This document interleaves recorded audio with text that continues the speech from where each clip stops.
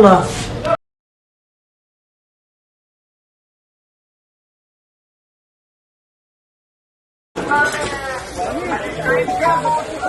عم فادي انا ماشي هسه سنت لك فوق هاي البنيان وهذا البنيان وفي اخرى 5-6 بنيانين.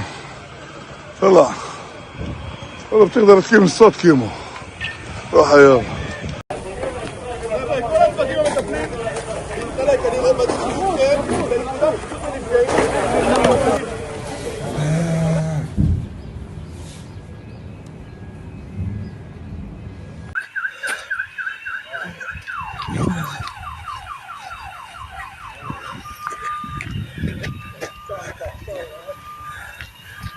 Пиздец.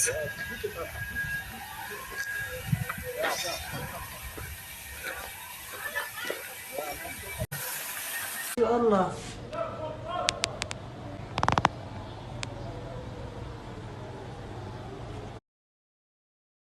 Breaking news. ఇజ్రాయెల్పై Iran ప్రతీకార దాడులు చేస్తుంది. అయితే ఈ నేపథ్యంలో ఏదైతే ఇరాన్పై విరుచుకుపడిందో ఇజ్రాయెల్ ప్రతీకార దాడులు తీర్చుకుంటుంది ఇరాన్. అయితే కొన్ని అపార్ట్మెంట్లే లక్ష్యంగా కూడా ఇరాన్ అయితే బాలిస్టిక్ మిసైళ్లతో విరుచుకుపడిందనే చెప్పాలి. దీంతో భారీగా కూడా అపార్ట్మెంట్లన్నీ ధ్వంసమయ్యాయి. పూర్తిగా నేలమట్టం అయిపోయి అపార్ట్మెంట్లన్నీ బాలిస్టిక్స్ అటు మిసైళ్లతో కూడా ఇరాన్ విరుచుకుపడింది. సో ఈ నేపథ్యంలో మనం చూడొచ్చు బిగ్ టీవీ స్క్రీన్ మీద దానికి సంబంధించిన విజువల్స్ కూడా మనం చూస్తున్నాము. సో టెల్ అవీవ్లోని అపార్ట్మెంట్లే టార్గెట్గా కూడా ఈ దాడులు చేసింది ఇరాన్ అయితే. సో ఈ నేపథ్యంలో అక్కడున్న ఆ ప్రాంతంలో ఉన్న సుమారుగా 10ల సంఖ్యలో భవనాలు అయితే నేలమట్టమయ్యాయి. పూర్తిగా చెల్లా చెదురుగా కుప్పకూలిపోయాయి భవనాలు అయితే.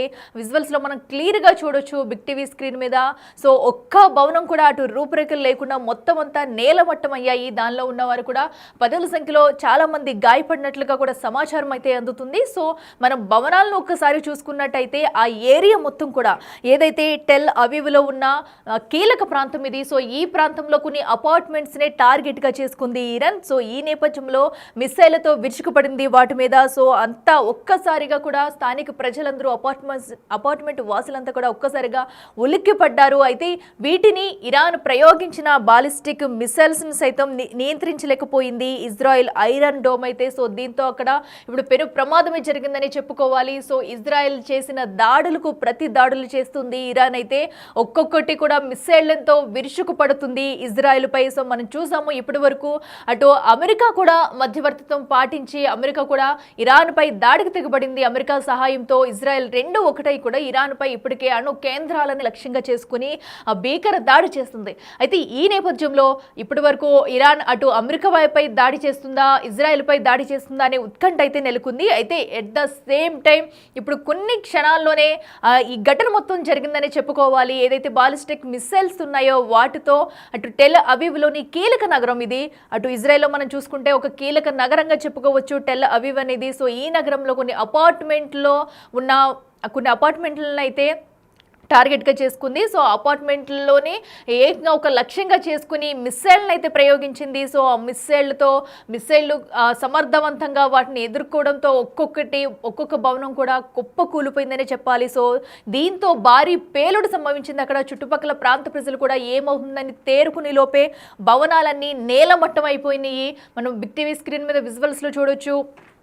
అక్కడ ఒక పక్కన పేలేటప్పుడు వస్తున్న పొగ కూడా మనం చూసుకోవచ్చు. భవనాలు ఒక్కసారిగా పేలిపోయి అక్కడ చుట్టుపక్కల ప్రాంతం అంతా కూడా దుమ్మి ధూళి అలాగే పొగతో కూడా మొత్తం కప్పుకున్న దృశ్యాలు మనం చూస్తున్నాము. ఏ రేంజ్లో ఈ మిసైళ్ల దాడి జరిగిందనేది కూడా మనకు ఆ విజువల్స్ చూస్తే అర్థమవుతుంది. మరో పక్కన భవనాలు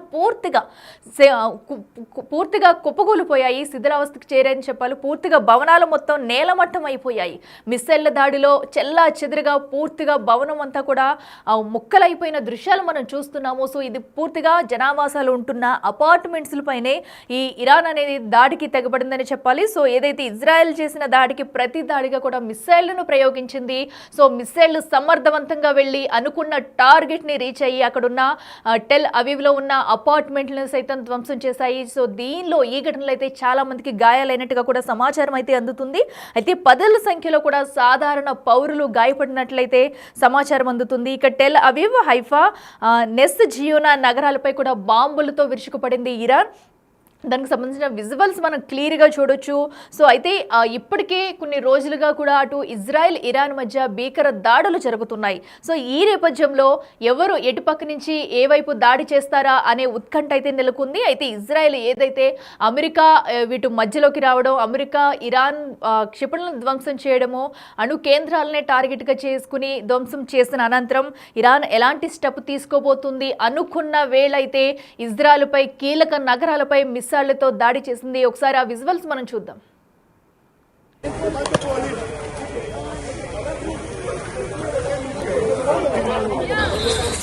واو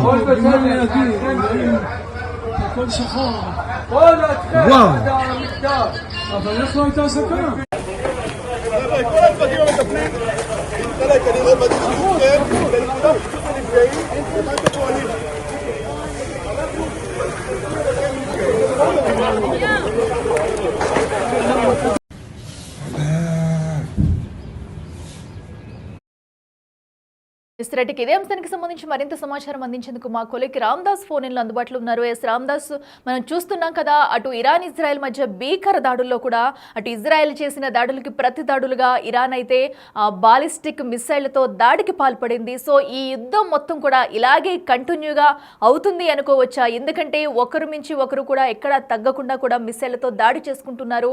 సో ఇప్పుడు ఎలాంటి అంశాలు చోటు చేసుకునే అవకాశాలు ఉన్నాయనుకోవచ్చు? తర్వాత ఇరాన్ రిటాలియేటరీ స్ట్రైక్స్ అయితే స్టార్ట్ చేసింది, ప్రతీకార దాడులకు తెగబడుతుంది. So barrage of missiles and new wave of missiles was hitted northern and central Israel ని హిట్ చేశాయి. చాలా భీకర దాడులు అయితే చెప్పాలి. ప్రధానంగా Tel Aviv and Jerusalem, Haifa, Ness Ziona, Rishon Lezion ఇట్లాంటి సిటీస్ పై ఈ నగరాలకి భీకర దాడులు అయితే కొనసాగిస్తుంది. ఒకసారి ఆ దృశ్యాలు మనం చూడొచ్చు స్క్రీన్ పై. భారీ దాడులవి ఒక్కసారిగా కుప్పలు తెప్పలుగా ఆ మిసైల్స్ విరుచుకుపడుతున్న దృశ్యాలు అయితే మనకు కనబడుతున్నాయి. సరిగ్గా ఇట్స్ బీన్ మార్నింగ్ టైంలోనే మొదలు పెట్టాయి ప్రతీకార దాడులకు. భీకరంగా మనకు అక్కడ ప్రతిస్పందన కనిపిస్తోంది ఇరాన్ వైపు నుంచి. సో జనరల్ గా జనావాసాలపై పడ్డట్టుగా కనిపిస్తున్నాయి, సరిగ్గా ఒక గతి లేనట్టుగానే కనబడుతున్నాయి. దాడులు చూస్తే సరైన టార్గెట్ ఏం లేదు, పక్కాగా జనావాసాలపై పడ్డాయి, అపార్ట్మెంట్లపై పడ్డాయి. ఒకసారి దృశ్యాలు చూడండి, భారీ దాడులు అవి. ఎందుకంటే పెద్ద పెద్ద స్కై స్క్రాపర్స్ ని అలాగే మల్టీ స్టోరేడ్ బిల్డింగ్స్ ని టార్గెట్ చేసుకున్నట్టుగా మనకు కనబడుతోంది ఇప్పటికే. బట్ ఇప్పటి వరకు అయితే క్యాజువాలిటీస్ ఏం రిపోర్ట్ కాలేదు డెత్ సంబంధించి. అండ్ పదుల సంఖ్యలో గాయపడ్డారు, దాదాపు ఇప్పటి వరకు 30 మంది గాయపడ్డట్టుగా మనకు అందుతున్నటువంటి నివేదికలు బట్టి తెలుస్తోంది. అండ్ మోర్ ఓవర్ అంటే ప్రతీకార దాడులు అయితే కొనసాగుతున్నాయి. భారీ బాలిస్టిక్ క్షిపణులతో ఇరాన్ విరుచుకుపడుతున్న పరిస్థితి కనబడుతుంది. ప్రధానంగా సెంట్రల్ ఇజ్రాయెల్ అలాగే ఉత్తర ఇజ్రాయెల్ లో విరుచుకుపడుతుంది. అండ్ చాలా ప్రాంతాలు అంటే ఇప్పటికీ వీటన్నిటి కూడా ఇజ్రాయెల్ ఎయిర్ డిఫెన్స్ సిస్టమ్ అడ్డుకునే ప్రయత్నం చేసింది, ఇంటర్సెప్ట్ ప్రయత్నం చేసింది. అవి ఆగట్లేదు. అంటే మనకు తెలిసిందే ఇప్పటికే చాలా వరకు కూడా క్లస్టర్ బాంబింగ్ కూడా యూజ్ చేస్తున్నట్టుగా ఇరాన్ ఇప్పటికే ఆరోపణలు ఉన్నాయి. సో ఆ రకమైన బాంబింగ్ చేస్తున్నారు. అలాగే బాలిస్టిక్ షిప్మెంట్స్ అంటే చాలా వేగంగా వెళ్తాయి పైకి, అంతే వేగంతో కిందికి వస్తాయి. వాటిని ఐరన్ డోమ్ కూడా ఇంటర్సెప్ట్ చేయకపోతుంది. దీంతో భారీ విధ్వంసం అయితే జరుగుతున్నట్టుగా మనకు కనబడుతుంది. ఒకసారి దృశ్యాలు చూస్తే అర్థమవుతుంది. భారీ భవంతులన్నీ కూడా పూర్తిగా కుప్పకూలిపోయిన పరిస్థితి మనకు కనబడుతున్న సిచ్యువేషన్ అయితే కనబడుతుంది. రైట్, అంటే ఇప్పటికైతే ప్రతీకార దాడులకు భారీగా తెగబడుతుంది ఇరాన్. దీంతో ఒకసారిగా ఇజ్రాయెల్ కూడా అప్రమత్తమైన పరిస్థితి అయితే కనబడుతుంది. ముఖ్యంగా ఈ టెల్ అవీవ్ లో చాలా భీకర పరిస్థితులు ఉన్నాయి.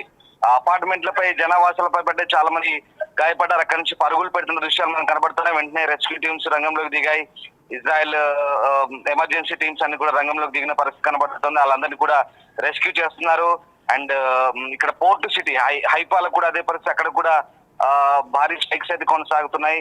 అలాగే జెరూసలేం లో కూడా పడ్డాయి. అండ్ కొత్తగా కొన్ని ఉత్తర ఇజ్రాయెల్ సంబంధించి నెస్ జియోనా అలాగే రిషాన్ లెజియన్ కూడా ఇక్కడ కూడా దాడులు కొనసాగుతున్నా మనకు అర్థమవుతుంది. సో ఏదేమైనప్పటికీ కూడా అమెరికా చాలా ఖచ్చితమైన దాడులు చేసింది. అమెరికా ప్రెసిడెంట్ చెప్తున్నాడు ఇది చాలా సక్సెస్ఫుల్ దాడులు చేశాము అని చెప్తున్న పరిస్థితి కనబడుతుంది. సో ఫోర్డో అలాగే నతాంజ్, ఇస్ఫహాన్ ఈ 3 కేంద్రాలపై దాడి చేసిన తర్వాత ఖచ్చితంగా ప్రతీకార దాడులు ఉంటాయని ఊహించిన పరిస్థితి ఇప్పుడు మనకు కనబడతా ఉంది. సో మొత్తం మీద ఇటు ఐక్యరాజ్య సమితి కూడా స్పందించింది అమెరికా దాడులకు సంబంధించి. ఇది శాంతికి విఘాతం కలిగించే ప్రక్రియ, అవన్నీ కూడా ఐక్యరాజ్యసమితి భద్రతా మండలికి నిబంధనలు కట్టుబడి ఉండాలి, శాంతికి పునరుద్ధరించాలంటూ చెప్తున్న పరిస్థితి కనబడుతుంది. ఏదేమైనా అంటే కొన్ని దేశాలు అయితే స్పందిస్తున్నాయి, దేశాలని చెప్పలేము ఇక్కడ. దోస్ ఆర్ నాట్ కంట్రీస్, ఎందుకంటే those are proxies of Iran proxies. అవి ఏవైతే లెబనాన్ లో హెజ్బుల్లా ఉందో, యెమెన్ లో హౌతీలు ఉన్నాయి, ఇవన్నీ కూడా ఇట్స్ మిలిషియా గ్రూప్స్ అనే చెప్పాలి. వీళ్ళంతా కూడా ఒక మిలిటెంట్ సంస్థలుగానే మనం పరిగణించాల్సి ఉంటుంది. సో ఇటు హెజ్బుల్లా కానీ హౌతీలు కానీ ఇటు మళ్ళీ అమెరికా ఎయిర్ బేస్ లపై దాడి చేస్తామని చెప్తున్న నేపథ్యంలో ప్రస్తుతానికి అయితే ఆ రెండు దేశాలు కూడా అలర్ట్ అయిన పరిస్థితి కనబడుతుంది. సో మొత్తం మీద ఇక్కడ ఇరాన్ మాత్రం భీకర దాడులు అయితే కొనసాగిస్తుంది, డజన్ల సంఖ్యలో మిసైళ్లను వదులుతుంది. ఇంకా ఇరాన్ అమలు పొదలో ఉన్నటువంటి చాలా మిసైల్స్ బయటకు తీస్తారు. మనం చూస్తున్నాం ఇప్పటికే అటు అమెరికా కూడా, ఎందుకంటే దాడి అనంతరం కూడా అమెరికా ఒక వార్నింగ్ కూడా ఇచ్చింది. సో మీరు షరతులకు ఒప్పుకోవాలి లేదా లొంగిపోవాలి అన్నట్టు కూడా ట్రంప్ వ్యాఖ్యలు అయితే ఉన్నాయి. అయినా కూడా ఇప్పుడు ఇజ్రాయెల్ పై ఇరాన్ కూడా దాడి చేసింది. అయితే ఇప్పుడు ఇజ్రాయెల్ ఏమైనా మరీ ప్రతి దాడి చేసే అవకాశం ఉందంటారా, లేదంటే ఏమైనా ఒక ఒప్పందానికి వచ్చే అవకాశం ఉందనుకోవచ్చా? ఎందుకంటే అటు పక్కన అమెరికాలో కూడా కొన్ని నగరాలను అయితే అలర్ట్ చేస్తున్నారు, ఎక్కడెక్కడ పోలీస్ బలగాలతో మోహరిస్తున్నారు. సో ఇప్పుడు వీటి పరిస్థితి ఏంటనుకోవచ్చు?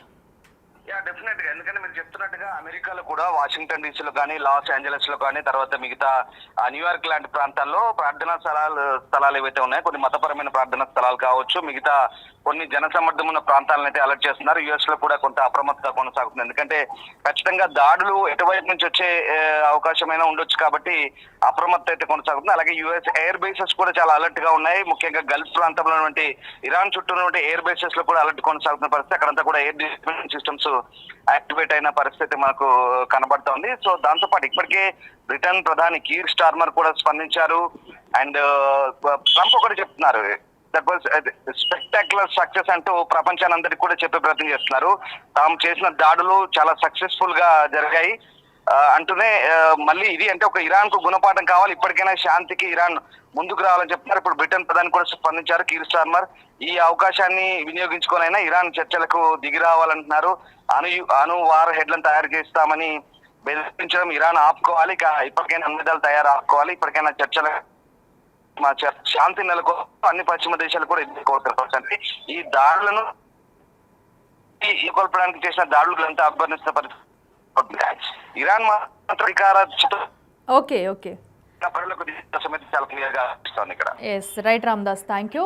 మనం చూస్తున్నాం కదా, ప్రస్తుతం అయితే అటు ఇజ్రాయెల్ పై ఇరాన్ అయితే బాలిస్టిక్స్ మిసైల్తో విరుచుకుపడుతుంది. సో చాలా కొన్ని కీలకమైన నగరాల్లో కూడా ఈ మిసైల్ టార్గెట్ను పెట్టుకుంది. సో పలు జనావాసాలు ఉండే అపార్ట్మెంట్లను సైతం ధ్వంసం చేసింది. మొత్తం మన భవనాలు కూడా చూస్తున్నాము, ఏ రేంజ్లో మొత్తం అక్కడ మిసైల్ దాడి జరిగిందనేది కూడా ఆ విజువల్స్ చూస్తేనే మనకి క్లియర్గా అర్థమవుతుంది. అయితే ఇప్పుడు దీనికి ఏమన్నా ప్రతిదాడి ఉంటుందా, లేదంటే ఒక ఒప్పందానికి వస్తారా, మళ్ళీ ట్రంప్ ఏమన్నా ఈ దాడికి సంబంధించి స్పందిస్తారా అనేది కూడా ఉత్కంఠంగా మారింది. మరి దీనిపై ఎలాంటి నిర్ణయాలు ఉండబోతున్నాయి, ఇంకా మిసైళ్ల దాడి కొనసాగే అవకాశం ఉందా అనేది కూడా వేచి చూడాలి.